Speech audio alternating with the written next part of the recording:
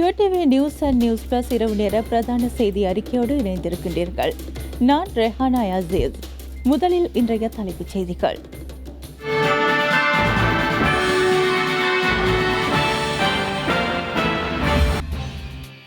மருத்துவர் ரணில் ஜெயசிங்கவின் ஆலோசனைகள் சட்டமாக்கப்படுகிறது. தேர்தல் சுகாதார வழிமுறைகள் அடங்கிய வர்த்தமானி வெளியீடு. தேர்தல் பிரசாரத்திற்காக கூறியதை பெரிதுபடுத்த வேண்டாம் என்கிறார் கருணா அம்மான். சிஐடி வாக்குமூலத்தின் பின்னர் ஊடகங்களுக்கு பேட்டி. விடயம் ஏனென்றால் அது அந்த காலத்தில் இருந்த விடயத்தை ஒரு ஊமைக்காக நாங்கள் ஒரு மேட பிரச்சாரமாக தேர்தல் பிரச்சாரமாக கூறப்பட்ட விடயம் அது. இதை பூதாகாரமாக்குவதில் எதுவும் அர்த்தமும் இல்லை. இராணுவம் பல சாதனைகளை படைத்து பல அனர்த்தங்கள் வருகின்ற பொழுதும் மக்களை காப்பாற்றி கொண்டிருக்கின்ற இராணுவம். அந்த வகையில் நான் அதை குறைத்து ஒரு நாளும் கூறவில்லை. இறக்குமதி பொருட்களுக்கு விதிக்கப்பட்டுள்ள கட்டுப்பாடுகள் 6 மாதங்களுக்கு நீடிப்பு. பிரத்யேக வகுப்புகளுக்கு மேலதிக மாணவர்களை இணைப்பதில் ஜனாதிபதி கரிசனை. குப்பையில் போடுவதாக கூறிய MCC ஒப்பந்தத்தின் மீளாய்வு குழு இறுதி அறிக்கை ஜனாதிபதியிடம். கொரோனாவிற்கு எதிரான போரில் உலக நாடுகளிடம் ஒற்றுமை இல்லை என ஐக்கிய நாடுகள் சபை கவலை.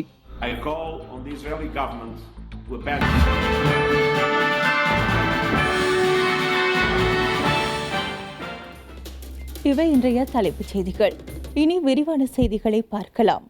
MCC மீளாய்வு குழுவின் இறுதி அறிக்கை இன்று ஜனாதிபதியிடம் கையளிக்கப்பட்டுள்ளது. குறித்த அறிக்கை நேற்றைய தினம் அலரி மாளிகையில் வைத்து பிரதமர் மஹிந்த ராஜபக்சவிடமும் கையளிக்கப்பட்டிருந்தது. MCC எனப்படும் மிலேனியம் சவால் கூட்டுறவு உடன்படிக்கை தொடர்பான மீளாய்வு குழுவின் இறுதி அறிக்கை ஜனாதிபதி கோட்டாபய ராஜபக்சவிடம் இன்று கையளிக்கப்பட்டுள்ளது.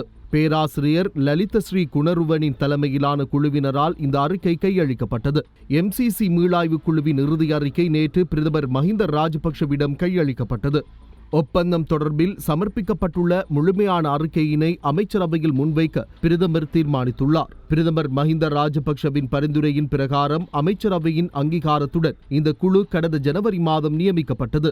கொழும்பு பல்கலைக்கழகத்தின் பொருளியல் பிரிவு விரிவுரையாளர் லலிதஸ்ரீ குணருவன் தலைமையில் நியமிக்கப்பட்ட குழுவில் பேராசிரியர் DS ஜெயவீர, ஜனாதிபதி சட்டத்தரணி நிஹால் ஜெயவர்தன, கட்ட வடிவமைப்பு நிபுணர் நாளக ஜெயவர்தன ஆகியோர் குழு உறுப்பினர்களாக செயற்பட்டனர். அமைச்சரவையின் அனுமதியுடன் பிரதமர் நியமித்த குழுவானது MCC உடன்படிக்கை தொடர்பில் 6 மாதங்களாக ஆய்வு செய்யப்பட்டுள்ளது. அத்துடன் பல்வேறு துறையினரின் கருத்துக்கள் மற்றும் ஆலோசனைகளை ஆராய்ந்து இந்த அறிக்கை தயாரிக்கப்பட்டுள்ளது. சிபாரிசுகள் அடங்கிய குழுவின் இந்த அறிக்கை பிரதமரினால் அமைச்சரவையில் சமர்ப்பிக்கப்பட்டுள்ளதாக பிரதமரின் ஊடகப் பிரிவு தெரிவித்துள்ளது. ஜூலை 2ஆம் தேதி வரை இறக்குமதி செய்யப்படும் பொருட்களுக்கு விதிக்கப்பட்டுள்ள கட்டுப்பாடுகளை எதிர்வரும் 6 மாதங்களுக்கு நீடிக்க அமைச்சரவை ஒப்புதல் அளித்துள்ளது. இது தொடர்பில் பிரதமர் மஹிந்த ராஜபக்ச முன்வைத்த அமைச்சரவை பத்திரத்திற்கு அனுமதி வழங்கப்பட்டுள்ளது. இன்று அமைச்சரவையில் இடம்பெற்ற ஊடகவியலாளர் சந்திப்பிலேயே இவ்விடயம் தெரிவிக்கப்பட்டுள்ளது. COVID-19 ආර්ථික පුනර්ජීවනය සඳහා වූ බදු සහන ලබා දීම සඳහා කරු අග්‍රාමාත්‍ය මහින්ද රාජපක්ෂ මැතිතුමන් මුදල් අමාත්‍යවරයා හැටියට ඉදිරිපත් කරන ලද යෝජනාවකට කැබිනට් අනුමැතිය ලැබුණා. COVID-19 தொற்று அழுத்தத்தின் காரணமாக நாட்டின் பொருளாதார நடவடிக்கைகள் மீது பெரும் அழுத்தம் ஏற்பட்டுள்ளதுடன் விசேடமாக சிறிய மற்றும் நடுத்தர தொழில்துறையினர் அவர்களது வர்த்தக நடவடிக்கைகளை மீண்டும் ஆரம்பிப்பதற்காக போதுமான சந்தர்ப்பத்தை வழங்கி அவர்களது வரிச்சுமையில் தளர்வை ஏற்படுத்துவதற்கு வரி நிர்வாக முறையொன்று நடைமுறைப்படுத்துவது அத்தியாவசிய விடயமாக உள்ளது. இதற்கமைவாக 2020 ஜூன் மாதம் 3ஆம் தேதி அமைச்சரவை தீர்மானத்தின் மூலம் COVID-19 காரணமாக நாடு முடக்கப்பட்டிருந்த காலப்பகுதிக்குள் அனைத்து வகையிலான வரி தொடர்பிலான தண்டப்பணத்திலிருந்து விடுவிப்பதற்கும் அவ்வாறான தண்டப்பணத்தை மீண்டும் மறவிடுதல் 2020 ஜூலை மாதம் தொடக்கம் நடைமுறைப்படுத்துவதற்கும் அனுமதி வழங்கப்பட்டுள்ளது. 2019-2020 மதிப்பீட்டு வருடத்திற்காக வருமான வரி அறிக்கை சமர்ப்பிக்கப்பட்டு வரிகள் செலுத்தப்பட்டுள்ள சிறிய மற்றும் நடுத்தர அளவிலான தொழில்துறையினருக்கு மீண்டும் மேலதிக மதிப்பீடுகளை வெளியிடாதிருத்தல், வங்கியினால் வெளியிடப்பட்டுள்ள தடை உத்தரவை நடைமுறைப்படுத்துவதை 2021 ஏப்ரல் மாதம் 30ஆம் தேதி வரையில் இடைநிறுத்துதல் போன்ற வரி சலுகைகள் வழங்கப்பட்டுள்ளன என அவர் மேலும் குறிப்பிட்டார். 2019 2020 තක්සේරු වර්ෂය සඳහා ආදායම් බදු වාර්තා ඉදිරිපත් කර බදු ගෙවා ඇති සුළු සහ මධ්‍ය පරිමාණ ව්‍යවසායකින්ට නැවත අතිරේක තක්සේරු නිකුත් නොකිරීමටත් කැබිනට් මණ්ඩලයේ අනුමැතිය ඒ වගේම තමයි බැංකුව වෙත නිකුත් කර ඇති තහනම් නියෝග ක්‍රියාත්මක කිරීම 2021 අප්‍රේල් මාස 30 දක්වා අත්හිටුවන්නටත් கல்வி பொதுத் தராதர உயர்தரம் மற்றும் தரம் 5 புலமை பரிசில் பரீட்சைகளுக்கான உறுதியான திகதி மற்றும் பாடசாலைகளை நடத்துவதற்கான முறைகள் தொடர்பில் கலந்தாலோசித்து அறிவிப்பை விடுக்க வேண்டும் என கல்வி அமைச்சர் டலஸ் அழகப்பெரும கோரியிருந்ததாகவும் இதன்போது தெரிவித்தார். பரீட்சைகளுக்கான உறுதியான திகதி மற்றும் பரீட்சைகளை நடத்துவதற்கான முறைகள் தொடர்பில் விடயத்துடன் தொடர்புடைய துறைகளை சேர்ந்தவர்களுடன் விரைவில் கலந்துரையாடி திகதியை தீர்மானிக்க உள்ளோம். இதனை அடுத்து பிரத்யேக வகுப்புகளுக்கு மேலதிகமாக மாணவர்களை இணைத்துக் கொள்வதற்குள்ள வசதிகள் தொடர்பில் ஆராயுமாறு சுகாதார அமைச்சருக்கு ஜனாதிபதி பரிந்துரை விடுத்துள்ளார். முன்னாள் பிரதி அமைச்சர் கருணா என அழைக்கப்படும் விநாயகமூர்த்தி முரளிதரன் குற்றப்புலனாய்வு பிரிவில் முன்னிலையாகி வெளியேறியுள்ளார். யுத்த காலத்தில் ஆயிரக்கணக்கான இராணுவத்தினரை கொண்டதாக சமீபத்தில் ஊடகம் ஒன்றில் சர்ச்சைக்குரிய வகையில் கருத்து வெளியிட்டமை தொடர்பில் வாக்குமூலம் வழங்குவதற்காக அவர் இன்றைய தினம் குற்றப்புலனாய்வு பிரிவில் முன்னிலையாகி இருந்தார். வன்னியில் இடம்பெற்ற போரின் போது 2000 தொடக்கம் 3000 வரையிலான இலங்கை படையினரை ஆனையிரவு பகுதியில் வைத்து ஒரே இரவில் தாம் படுகொலை செய்ததாக பகிரங்கமாக விநாயகமூர்த்தி முரளிதரன் என அழைக்கப்படும் கருணா அம்மான் தெரிவித்திருந்தார். கருணா அம்மான் கொரோனா விட கொடியவனாம். அது உண்மை. அவன் சொன்னேன் கொரோனா வந்து 9 பேர் செத்துருக்கி நாங்கள் ஒரு இரவிலே ஆன இரவில் 2000-3000 ஆமியை கொண்டாங்க. சத்தியா சொல்லியா பரவாயில்ல. அதே மாதிரி ஜேசு கொரோனா 3000 கிளியில் வச்சு 3000 அவனுக்கு தெரியாது அதெல்லாம் சொல்லியா. இப்போ கொரோனா வந்து 9 எதிரி பரவாயில்ல. இது தொடர்பாக அவரிடம் விசாரணை நடத்தப்பட வேண்டும் என்று பல்வேறு தரப்பினரால் வலியுறுத்தப்பட்டு வருவதுடன் போலீசில் முறைப்பாடும் செய்யப்பட்டுள்ளது. இதனால் இவ்விடயம் தொடர்பாக கருணாவுக்கு எதிராக உடனடியாக விசாரணையை முன்னெடுக்குமாறு சிஐடியினருக்கு போலீஸ் மாதிபர் உத்தரவு பிறப்பித்தார். இது தொடர்பாக வாக்குமூலம் ஒன்றை வழங்க குற்றப்புலனாய்வு திணைக்களத்தில் 23ஆம் தேதி முன்னிலையாகுமாறு அவருக்கு அழைப்பு விடுக்கப்பட்டிருந்தது. எனினும் அவர் தனக்கு சுகையினம் காரணமாக ஆஜராக முடியவில்லை என அறிவித்திருந்தார். இந்த நிலையில் இன்று குற்றப்புலனாய்வு பிரிவில் முன்னிலையாகி சாட்சியம் அளித்தார். ஒன்றுமில்லை, நான் நடந்த உண்மையை கூறுகிறேன். அதாவது இதுதான் தவறான கண்ணோட்டத்தில் எதுவுமே நான் கொடுக்கல. ஏன்னா இவரை புண்படுத்துகிற விதத்திலையும் நான் தேர்தல் பிரச்சாரம் மேற்கொள்ளல. ஆகவே அது ஒரு ஊடகத்தால் வந்த ஒரு சின்ன ஒரு இது. ஆகவே இந்த நாட்டு மக்களை நாங்கள் நேசிக்கிறோம். ஆகவே இந்த எங்களுடைய தேர்தல் பிரச்சாரம் தொடரும். ஆனால் இதுவித வன்முறையும் இனத்துவசம் இல்லாத விதத்தில் இந்த தேர்தல் பிரச்சாரத்தை நாங்கள் கொண்டு போவோம் என்பதையும் தெரிவித்துக் கொள்கின்றோம். ஆனால் அது உண்மையாக தவறான விடயம். ஏனென்றால் அது அந்த காலத்தில் இருந்த விடயத்தை ஒரு ஊமைக்காக நாங்கள் ஒரு மேட பிரச்சாரமாக தேர்தல் பிரச்சாரமாக கூறப்பட்ட விடயம் அது. இதை புதாவாரமாக்குவதில் எதுவும் அர்த்தமும் இல்லை. அவை இங்குள்ள எங்களுடைய அரசாங்கத்துக்கு சிங்கள மக்களின் பெரும்பான்மை மக்கள் வாக்களை குறைப்பதற்காக மேற்கொள்ளப்படுகின்ற பிரச்சனை இது. அவை இதை நாங்கள் முறியடித்து வெற்றியடைவோம் என்பதை கூறிக்கொள்கின்றேன். இல்லை, பொதுஜன பெரும்பான்மை நாங்கள் உங்களை பொறுத்தவரை அம்பாறை மாவட்டத்தில் நாங்கள் ஒரு தனி தமிழ் கட்சியாக போட்டியிடுகின்றோம். என்னை பொறுத்தவரை எந்த கட்சிகளையோ இல்லை எந்த மதகுருமார்களையோ புண்படுத்துகிற விதத்தில் எதுவுமே நாங்கள் கதைக்கல. அதே இதில் இராணுவத்தை நான் குறைக்க விரும்பலை. ஏன்னா எங்களுடைய இராணுவம் பல சாதனைகளை படைத்து பல அனர்த்தங்கள் வருகின்ற பொழுதும் மக்களை காப்பாற்றி கொண்டிருக்கின்ற இராணுவம். அந்த வகையில் நான் அதை குறைத்து ஒரு நாளும் கூறவில்லை. கோவிட் நெருக்கடி காலத்தில் நிலுவையில் இருந்த மார்ச் ஏப்ரல் மாதங்களுக்கான மின் மற்றும் நீர் கட்டணங்கள் குறித்து பொதுமக்களிடமிருந்து முறைப்பாடுகள் பதிவாகியுள்ளன. இது குறித்து தற்போது அரசியல் மேடைகளில் பேசப்பட்டு வருகின்றன. මේ බුරුකාර වංචාකාර රජය කිව්ව නේද අප්‍රේල් මාසේ මාර්තු මාසේ විදුලි බිල අහෝසි කරනවයි කියලා ජල බිල අහෝසි කරනවයි කියලා. නමුත් මිත්‍රවරුනි මෙදා පාර මැයි බිලට මාර්තු අප්‍රේල් දෙකේම ගණන් ඔක්කොම එකතු කරලා ඒ වගේම අලුතෙන් පොලියකුත් එකතු කරලා ඒ වගේම කියනවා අහවල් දිනයට පෙර ගෙවුව නැත්තම් විසන්ධි කරනු ලැබේ කියලා. මම ආණ්ඩුවට කියන්න කැමතියි. மார்ச் ஏப்ரல் மாதங்கள் ஒன்றாக இணைத்து மின்சார மற்றும் நீர் கட்டணங்கள் அனுப்பப்படுவதாகவும் பொதுமக்கள் சிரமப்பட்டு வருவதாகவும் ஐக்கிய மக்கள் சக்தியின் வேட்பாளர் சஜித் பிரேமதாச தெரிவித்துள்ளார். இந்த பொய்க்கார அரசு மார்ச் ஏப்ரல் மாதங்களில் மின்சார மற்றும் நீர் கட்டணத்தை இல்லாமல் செய்வதாக சொன்னார்கள். ஆனால் தற்போது மே மாத கட்டணத்துடன் மார்ச் ஏப்ரல் மாத கட்டணத்தையும் ஒன்றாக இணைத்துள்ளது. இதற்கு மேலதிகமாக வரியையும் இணைத்துள்ளனர். இந்த நாட்டின் அப்பாவி பொதுமக்களுக்கு பொய் வார்த்தைகளை கூறி ஏமாற்றிய இந்த அரசாங்கம் எதிர்வரும் ஆகஸ்ட் 5ஆம் தேதி முடிவுக்கு வரும். இதேவேளை ஐக்கிய மக்கள் சக்தியின் கொழும்பு மாவட்ட வேட்பாளர் SM மரைக்கார் இவ்வாறு தெரிவித்துள்ளார். மக்களுடைய கஷ்டத்தை புரிந்து கொள்ளாத, மக்களின் வாழ்க்கையை புரிந்து கொள்ளாத அரசு அனைத்திற்கும் வரியை அறவிடுகிறது. அரசுக்கு ஒன்றை அழுத்தமாக சொல்லிக் கொள்கின்றோம். நாட்டில் 42 லட்சம் சுயதொழில் புரிவோருக்கு கொரோனா கால பகுதியில் எந்தவித வருமான வழிகளின்றி இருந்தனர்.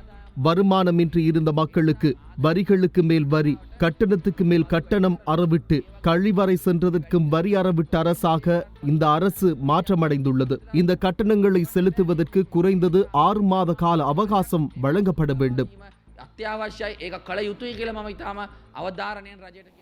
ஆகஸ்ட் 5ஆம் தேதி நடைபெறவுள்ள தேர்தல் சூடு பிடித்துள்ள நிலையில் அரசியல் அரங்கில் தமிழ் பேசும் அரசியல்வாதிகளால் தெரிவிக்கப்பட்ட சில கருத்துக்களை அடுத்து பார்க்கலாம். போட்டியிடுவது வடக்கிலும் கிழக்கிலும் 5 மாவட்டங்களில். போன முறை நமக்கு 16 ஆசனங்கள் கிடைத்தது. இம்முறை நாங்கள் 20 ஆசனங்களை குறைந்த அளவில் பெற நாங்கள் உத்தேசித்திருக்கின்றோம். போன முறை கிடைத்த 16 ஆசனங்கள் 20 ஆசனங்களை பெற்றால் பாராளுமன்றத்தில் ஒரு பலம் வாய்ந்த அணியாக நாங்கள் இருப்போம். பலம் வாய்ந்த அணியாக நாங்கள் இருக்கின்ற பொழுது உள்ளூரில் உள்ள கட்சிகளும் தலைவர்களும் அரசாங்கமும் சர்வதேச சமூகமும் எங்களுடைய மக்களுடைய ஆணையை உணர்ந்து ஒரு அரசியல் தீர்ப்பை ஏற்படுத்துவதற்கு எல்லோரும் ஒத்துழைக்க வேண்டும். ரவி கருணாநாயக்க பொறுத்தவரையில் தமிழ் மக்களுடைய வாக்குகளை வாங்குகின்ற வண்டி தான் அவர். அதை வாங்கிவிட்டு அதை வைத்துக் கொண்டு தமிழ் மக்களுக்கு இதுவரையும் எதுவும் செய்தது எனக்கு வெக்கமா இருக்கு. ரவி கருணாநாயக்க பொறுத்தல எப்படி தமிழ் மக்கள், தமிழ் பேசும் மக்கள்கிட்ட வாக்கு தாங்கன்னு கேட்கிறான்னு விளங்கல. ஆகவே அவர் அவ்வாறு கேட்கிறார். அவரை சூழ்ந்த உள்ளவர்கள் அதை கேட்கிறார்கள் என்றது உண்மையிலேயே ஒரு வெக்கப்பட வேண்டிய விஷயம். நீங்க ஒரு வாக்கு வாங்கினீங்க என்றால் அந்த வாக்குக்கு நீங்க என்ன திருப்பி செய்திருக்கீங்க பார்க்கணும். மஹிந்த ராஜபக்ஷ அவர்கள் தன்னை தமிழ் மக்கள் முஸ்லிம் மக்களுக்கு இருந்து அந்நியப்படுத்தது எப்படி தெரியுமா? தமிழ் மக்களால் முஸ்லிம் மக்களால் நிராகரிக்கப்பட்டவர்களை அவர் பக்கத்தில் எடுத்ததால தான் தமிழ் முஸ்லிம் மக்கள் அவரை வெளியில விட்டுட்டார்கள். அவர் விலகி போயிட்டார்கள். காரணம் அவ்வளவுதான். அதாவது தமிழ் முஸ்லிம் மக்களால் நிராகரிக்கப்படுபவர்களை அருகில் வைத்திருப்பது. இன்று ரணில் விக்ரமசிங்க அவர்களும் தமிழ் மக்களால் முஸ்லிம் மக்களால் நிராகரிக்கப்படுறாக்கள அருகில். அப்ப ரணில் விக்ரமசிங்க அவரை அடுக்கும் பொழுது அவரும் தமிழ் மக்களால் முஸ்லிம் மக்களால் அந்நியப்படுத்த போறார். செய்திகள் தொடர்கின்றன. காலநடையிலும் தேர்தல்கள் வந்து போகின்றன. இந்த தேர்தல்களை மையப்படுத்தி அரசியல்வாதிகள் மக்களுக்கு வாக்குறுதிகளை அள்ளி வழங்குகின்றனர். ஆனால் அந்த வாக்குறுதிகள் நிறைவேற்றப்படுகின்றதா இல்லையா என்பது குறித்து தெரியாமல் உள்ளது. இவ்வாறு கொட்டகென பகுதிகளில் மக்களின் மனநிலையையும் அவர்களின் குரலையும் குறைகளையும் யூடிவி பதிவு செய்கிறது.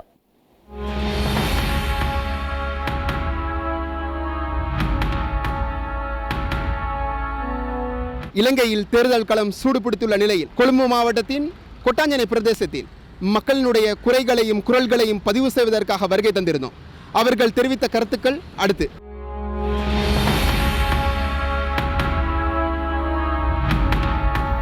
இந்த எலெக்ஷன் ஒரு வெற்றிகரமான எலெக்ஷனாக இருக்காதுன்றது தான் என்னோட தனி நம்பிக்கை. ஏன்னா இப்போ நடந்த விஷயங்கள், நாட்டில் நடந்து கொண்டிருக்க விஷயங்கள் பார்க்க போக்குள்ள இந்த எலெக்ஷன் பொதுமக்களுக்கு ஒரு நல்ல ஒரு எலெக்ஷனாக அமையாதுன்றது தான் என்னோட தனி நம்பிக்கை. இல்லை பிரதேசமாக வாக்களித்த ஒவ்வொருவருடைய வீட்டு வாசலுக்கும் வர முடியாத அரசியல்வாதிகள் நம்மளுக்கு நல்லா தெரியும். அவங்க அந்த பொதுமக்களுக்கு என்ன சேவை செஞ்சுருக்காங்க, என்ன செய்ய போகிறாங்கன்றது தான் முக்கியமாக இருக்குது. இப்போ நாங்கள் எதிர்பார்க்கல, நாங்கள் வாக்களித்தவங்க எங்களுக்கு மட்டும் செய்யணும் சொல்லிட்டு பொதுமக்களுக்கு சேவை செய்யுங்க, உண்மையாக இருங்க. அப்போ தான் பொதுமக்கள் உங்களை நம்புவாங்க, நம்பிக்கை வைப்பாங்க, திரும்ப உங்களுக்கு வாக்களிப்பாங்க, அந்த இடத்துக்கு உங்களுக்கு போகலாம். இன்னைக்கு கொழும்பு சரியான வீழ்ச்சி அடைஞ்சிருக்குது. வாலிப சமுதாயமும் சரி, வயோதீப சமுதாயமும் சரி, கொழும்பு பாரிய வீழ்ச்சி அடைஞ்சிருக்கு. இன்னைக்கு எந்த விதமான முன்னேற்றமும் இல்லை. பொருளாதாரத்தில் மிச்சம் பின்னடைவா இருக்குது. அது பார்க்க போக்குல விளங்காது. வாகனங்கள் போகுது, லைட் போட்டிருக்காங்க, பெரிய பெரிய மாளிகைகள் கட்டப்படுது. ஆனாலும் உள்ளுக்க இன்னைக்கு கடுமையான ஏழைகள் வாழ்ந்து கொண்டிருக்காங்க கொழும்பு நகரத்தில். அன்னன்னைக்கு கூட சாப்பாட்டுக்கு போராடுற மக்கள் வாழ்ந்து கொண்டு தான் இருக்கிறாங்க. இன்னைக்கும் எங்கட வயசுக்கு பொறுத்தவரையில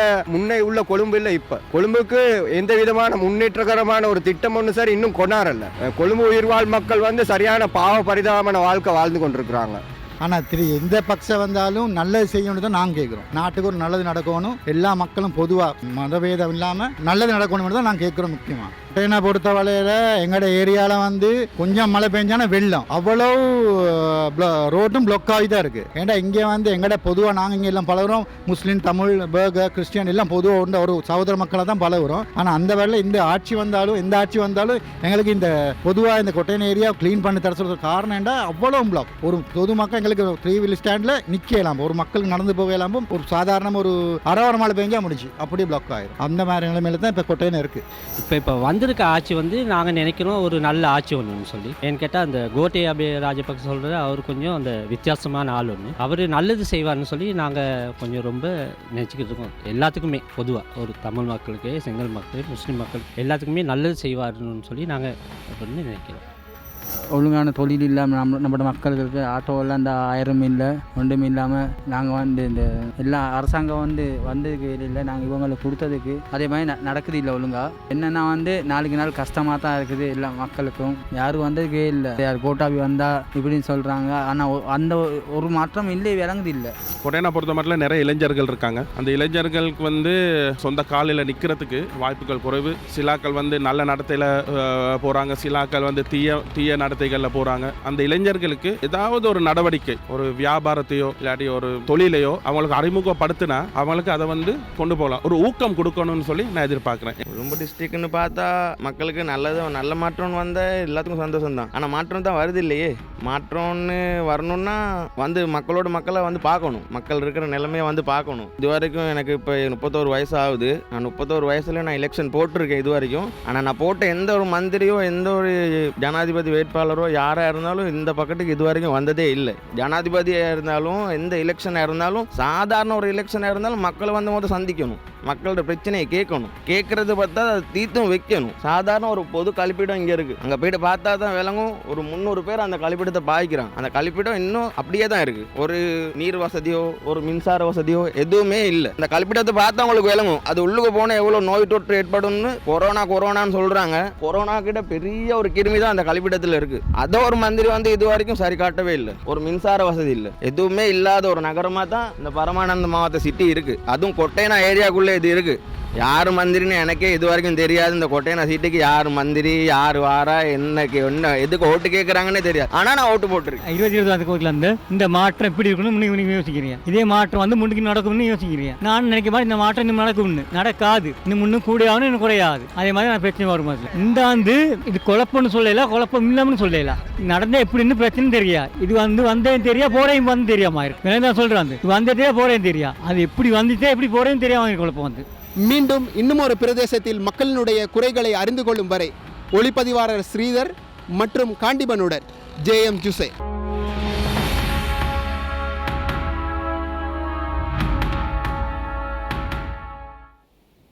கப்பல்களில் சேவை ஆற்றுவதற்காக வெளிநாடுகளில் இருந்து இலங்கையின் ஊடாக பயணிக்கும் பணியாளர்களின் வரவை இடைநிறுத்துவதற்கு தீர்மானித்துள்ளதாக அமைச்சர் பந்துல குணவர்தன தெரிவித்துள்ளார். இதேவேளை நாட்டில் மேற்கொள்ளப்பட்ட PCR பரிசோதனைகளின் எண்ணிக்கை 1,00,000 வரை உயர்வடைந்துள்ளது. நேற்றைய தினம் 10 கொரோனா தொற்றாளர்கள் இனம் காணப்பட்டுள்ளனர். இவர்களில் 7 பேர் அமெரிக்காவில் இருந்து நாட்டிற்கு வருகை தந்தவர்கள். ஏனைய 3 கடற்படை வீரர்கள். இதேவேளை இன்று மாலை 6 மணி வரையிலான நிலவரப்படி இலங்கையில் கொரோனா வைரஸ் தொற்றுக்குள்ளானவர்களுடைய எண்ணிக்கை 2007 பதிவாகியுள்ளது. இன்று மாலை வரையில் 6 புதிய கோவிட் தொற்றாளர்கள் இனம் காணப்பட்டுள்ளனர். இந்த 6 பேரும் கப்பல் பணியாளர்கள் என்பது குறிப்பிடத்தக்கது. இதுவரையில் 1602 பேர் பூரணமாக குணமடைந்துள்ளனர். 394 பேர் தொடர்ந்தும் சிகிச்சை பெற்று வருகின்றனர். 11 மரணங்கள் நாட்டில் இடம்பெற்றுள்ளன. கோவிட் தொற்று இருக்கலாம் என்ற சந்தேகத்தின் அடிப்படையில் 36 பேர் நாடளாவிய ரீதியில் உள்ள வைத்தியசாலைகளில் சிகிச்சை பெற்று வருகின்றனர். மேலும் தனிமைப்படுத்தல் நிலையங்களில் இருந்து 749 பேர் இதுவரை தொற்றாளர்களாக இனங்காணப்பட்டுள்ளனர். நாட்டில் உள்ள சாதாரண மக்களிடையே இதுவரை 313 பேரே கோவிட் தொற்றாளர்களாக இனங்காணப்பட்டிருந்தனர். மேலும் வெளிநாடுகளில் இருந்து நாட்டிற்கு அழைத்து வரப்பட்டவர்களில் இதுவரை 717 பேர் தொற்றாளர்களாக இனங்காணப்பட்டுள்ளனர்.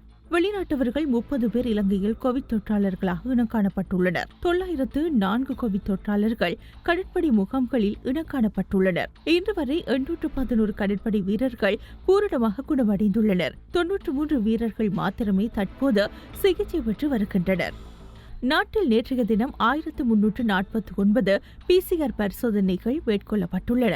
கடந்த பிப்ரவரி 18ஆம் தேதி தொடக்கம் இதுவரை 99,983 PCR பரிசோதனைகள் நாட்டில் மேற்கொள்ளப்பட்டுள்ளதாக சுகாதார மேம்பாட்டு பணியகம் அறிவித்துள்ளது. இதேவேளை வெளிநாடுகளில் இருந்து இலங்கைக்கு வருகை தரும் கப்பல் பணியாளர்களின் வரவை நிறுத்துவதற்கு தீர்மானித்துள்ளதாக அமைச்சர் பந்துல குணவர்தன தெரிவித்துள்ளார். නැව්වලට මාරුවීම සඳහා වෙනත් රටකින් පැමිණිලා කොළඹ වරායෙන් තවත් රටකට යාම සඳහා ඉඩ දීලා තිබුණා. අධිකරු ජනාධිපතිතුමා දැනුම් දුන්නේ ඒ ක්‍රියාවලිය සම්පූර්ණයෙන් නතර කරන්න නියෝග කළා කියලා. கப்பல்களில் பணியாற்றுவதற்காக மற்றொரு நாட்டிலிருந்து வருகை தந்து இலங்கை துறைமுகத்தின் ஊடாக கப்பல்களுக்கு செல்வதற்கான வசதிகள் மேற்கொள்ளப்பட்டிருந்தன. இருப்பினும் இவ்வாறு வருகை தரும் பணியாளர்களிடையே கோவிட் தொற்று இருப்பது கண்டறியப்பட்டு வருகின்றது. நேற்று முன்தினம் இந்தியாவிலிருந்து வருகை தந்த கப்பல் பணியாளர்களில் 29 பேர் கோவிட் தொற்றினால் பாதிக்கப்பட்டிருந்ததும் குறிப்பிடத்தக்கது. இதனைத் தொடர்ந்து இந்த தீர்மானத்தை ஜனாதிபதி மேற்கொண்டிருப்பதாக அமைச்சர் பந்துல குணவர்தன தெரிவித்துள்ளார். மேலும் சீசல்ஸ் நாட்டில் தங்கியிருந்த 254 இலங்கையர்கள் இன்று மதியம் கட்டுநாயக்க விமான நிலையத்திற்கு வருகை தந்துள்ளனர். ஸ்ரீலங்கன் விமான சேவைக்கு சொந்தமான UL 708 என்ற விசேட விமானத்திலேயே இவர்கள் அழைத்து வரப்பட்டுள்ளனர். கொட்டகலை கிரிலஸ்வாம் பகுதியில் இரவு நேரங்களில் குடியிருப்பு பகுதியில் சிறுத்தைகள் நடமாடுவதால் பொதுமக்கள் பெரும் பீதியில் வாழ்ந்து வருகின்றனர். இது குறித்து உரிய அதிகாரிகள் கவனம் எடுத்து சரியான தீர்வை பெற்றுக் கொடுக்க வேண்டுமென அம்மக்கள் கோரிக்கை விடுக்கின்றனர். கொட்டகலை கிரிலஸ்பாம் தோட்ட பகுதியில் அண்மை காலமாக கோழிகளும் நாய்களும் காணாமல் போயுள்ளன. ஆரம்பத்தில் மக்கள் கள்ளர்களால் கொண்டு செல்லப்படுவதாக எண்ணி ஒரு சில வீடுகளில் CCTV கேமராக்கள் பொருத்தப்பட்டுள்ளன. இந்நிலையில் நேற்றைய தினம் இரவு 9:35 மணியளவில் திடீரென கோழிகளின் சத்தம் கேட்டு வெளியில் வந்து பார்த்தபோது கூடு திறந்திருந்ததாகவும் அதனைத் தொடர்ந்து தங்கள் வீட்டில் பொருத்தப்பட்டிருந்த CCTV கேமராவில் பார்த்தபோது 2 சிறுத்தைகள் வருகை தருவதையும் அதில் ஒரு சிறுத்தை கோழி கூண்டினை உடைத்து கோழியினை பிடித்து கொண்டு செல்வதும் பதிவாகியுள்ளது. மக்கள் செறிந்து வாழும் பகுதியில் 9 மணியளவில் மக்கள் நடமாட்டம் உள்ள வேளையில் சிறுத்தைகள் வருவதால் மக்கள் மத்தியில் பெரும் பீதி ஏற்பட்டுள்ளது. இந்த சிறுத்தைகள் காரணமாக தங்களுடைய உயிர்களுக்கும் தங்கள் பிள்ளைகளின் உயிர்களுக்கும் ஆபத்து ஏற்படலாம் என மக்கள் தெரிவிக்கின்றனர். எனவே இது குறித்து பொறுப்பு வாய்ந்தவர்கள் உரிய நடவடிக்கை எடுக்கப்பட வேண்டும் என கோரிக்கையை விடுக்கின்றனர். இது எவ்வாறான போதிலும் மலையக பகுதியில் அண்மை காலமாக சிறுத்தைகளின் நடமாட்டம் அதிகரித்துள்ளதனால் அவற்றின் உயிருக்கும் அச்சுறுத்தல் ஏற்பட்டுள்ளது. இதனால் பல சிறுத்தைகள் பொறிக்குள் சிக்குண்டு உயிரிழந்தமையும் குறிப்பிடத்தக்கது. மனித உயிர்களையும் சிறுத்தைகளின் உயிர்களையும் காப்பாற்ற வேண்டியது பொறுப்பு வாய்ந்தவர்களின் கடமையாகும். அதுக்கு பிறகு கோழி போய் காணாமல் போச்சு. நைட்டு ஒரு 9:35 மணி அளவில் படுத்திருந்த நேரம் சத்தம் கிடச்சி வெளியே இருந்துச்சு. பார்க்கல கோழி வளமையாக காணாமல் போகிற மாதிரியே போயிருந்துச்சு. திருப்படி CCTV செக் பண்ணி பார்க்கல சிறுத்தை வந்து பிடிச்சிட்டு போகிறத நாங்கள் பார்த்தோம். அதை நாங்கள் எஸ்டேட் மேனேஜர்லேருந்து எல்லாத்துக்கும் நாங்கள் அறிவிச்சிருக்கோம். நம்ம ஏரியாவில் வந்து இப்போ நைட்டு 9 மணி அளவில் இப்படி சிறுத்தை வந்து கோழியை கொண்டு போணுச்சு. அந்த டைமில் ஆளுக வந்து இந்த ஏரியாவில் நடமாட்டம் செஞ்சுக்கிட்டு தான் இருப்பாங்க. நம்ம பிள்ளைகளை வந்து வெளியில் விடுறதுக்கு நம்மளுக்கு கொஞ்சம் பயமாக இருக்குது. இது சம்மந்தமாக கொஞ்சம் நடவடிக்கை எடுத்தால் நல்லாயிருக்கும். தொடர்வது சர்வதேச செய்தி.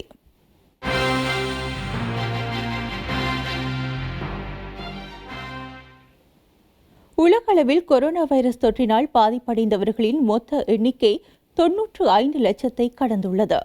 இந்நிலையில் கொரோனாவுக்கு எதிரான போரில் உலக நாடுகளிடையே ஒற்றுமை இல்லை என ஐக்கிய நாடுகள் சபையின் பொதுச் செயலாளர் ஆண்டோனியோ குட்டரஸ் தெரிவித்துள்ளார்.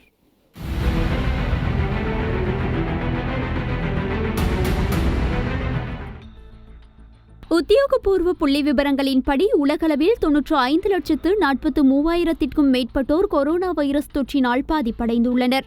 மேலும் கொரோனா வைரஸ் தொற்றினால் 4,85,000க்கும் அதிகமானோர் உயிரிழந்துள்ளனர். இது தவிர வைரஸ் தொற்றிலிருந்து 51,87,000க்கும் மேற்பட்டோர் குணமடைந்துள்ளனர். கொரோனா வைரஸ் பெருந்தொற்றினால் மிகப்பெரிய இழப்பினை சந்தித்த நாடாக அமெரிக்கா விளங்குகின்றது. அங்கு 24,62,000 மேற்பட்டோர் பாதிக்கப்பட்டுள்ளதோடு 1,24,000 மேற்பட்டோர் உயிரிழந்துள்ளனர். நியூயார்க், நியூஜெர்சி, கனெக்டிகட் ஆகிய மாநிலங்களில் கொரோனா வைரஸ் தீவிரமாகியுள்ளதால் அந்த மாநிலங்களிலிருந்து வெளி மாநிலங்களுக்கு பயணிக்கும் மக்களை தனிமைப்படுத்துமாறு அந்த நாட்டின் அதிகாரிகளால் கோரப்பட்டுள்ளது. அமெரிக்காவை தொடர்ந்து கொரோனாவினால் அதிக இறப்புகள் பதிவு செய்த இரண்டாவது நாடாக பிரேசில் மாறியுள்ளது. கடந்த 24 மணி நேரத்தில் 1,103 உயிரிழப்புகள் பதிவாகியுள்ளதோடு உயிரிழந்தவர்களின் மொத்த எண்ணிக்கை 53,874 அதிகரித்துள்ளது. இதேவேளை நேற்று மாத்திரம் 40,000 மேற்பட்ட புதிய தொற்றாளர்கள் பதிவாகியுள்ளதோடு தொற்றாளர்களின் எண்ணிக்கை 11,92,474 அதிகரித்துள்ளது.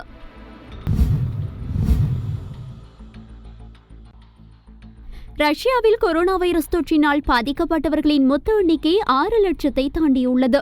அண்மைய உத்தியோகபூர்வ புள்ளி விவரங்களின்படி ரஷ்யாவில் 6,13,994 பேர் பாதிக்கப்பட்டுள்ளனர். அத்துடன் அங்கு கொரோனா வைரஸ் தொற்றினால் உயிரிழந்தவர்களின் மொத்த எண்ணிக்கை 8,605 உயர்வடைந்துள்ளது. இந்தியாவில் கொரோனா தொற்று பரவல் உயர்ந்து கொண்டே செல்கின்றது. அந்த வகையில் இதுவரை இல்லாத அளவில் ஒரே நாளில் 16,870 பேருக்கு புதிதாக கொரோனா தொற்று உறுதி செய்யப்பட்டுள்ளது. இதனால் இந்தியாவில் கொரோனா தொற்றாளர்களின் எண்ணிக்கை 4,74,272 அதிகரித்துள்ளது. இதேவேளை இந்தியாவில் கடந்த 24 மணி நேரத்தில் கொரோனாவால் 424 பேர் உயிரிழந்துள்ளதோடு கொரோனாவால் இதுவரை உயிரிழந்தவர்களின் மொத்த எண்ணிக்கை 14,914 உயர்வடைந்துள்ளது. இந்தியாவில் கொரோனா பாதிப்பிலிருந்து இதுவரை 2,71,934 பேர் பூரண குணமடைந்துள்ளனர். இந்நிலையில் பாகிஸ்தானில் கொரோனா வைரஸால் பாதிக்கப்பட்டோரின் எண்ணிக்கை 1,92,000 தாண்டியுள்ளது. அங்கு இதுவரை மொத்தமாக 3,903 பேர் கொரோனாவால் உயிரிழந்துள்ளனர். வைரஸ் தொற்றிலிருந்து இதுவரை 81,000 மேற்பட்டோர் குணமடைந்துள்ளனர். கொரோனா பரவலின் ஆரம்பத்திலேயே இது 2ஆம் உலகப் போருக்கு பின்னர் எழுந்துள்ள மிகப்பெரிய சர்வதேச சவால் என்றும் கொரோனா தொற்றை எதிர்கொள்ள நாடுகளிடையே உலகளாவிய போர் நிறுத்தம் வேண்டும் எனவும் ஏற்கனவே அன்டோனியோ குட்டரஸ் வலியுறுத்தியிருந்தார். இந்நிலையில் பிரபல ஊடகம் ஒன்றுக்கு வழங்கிய செவ்வியில் அவர் இதனை மீண்டும் வலியுறுத்தியுள்ளதோடு கொரோனாவுக்கு எதிரான போரில் உலக நாடுகளிடையே ஒற்றுமை இல்லை எனவும் குறிப்பிட்டுள்ளார்.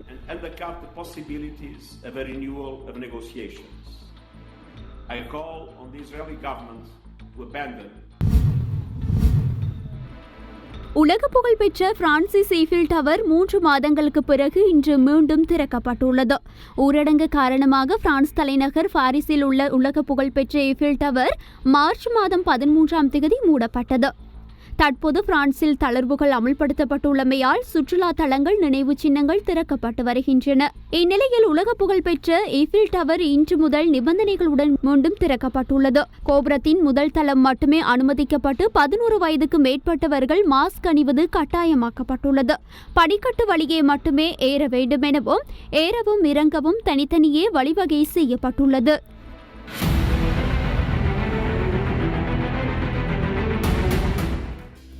இத்தோடு யூடிவியின் பிரதான செய்தி அறிக்கை நிறைவுக்கு வருகின்றது. நமது அடுத்த செய்திகளை நாளை மதியம் 1 மணிக்கு எதிர்பாருங்கள்.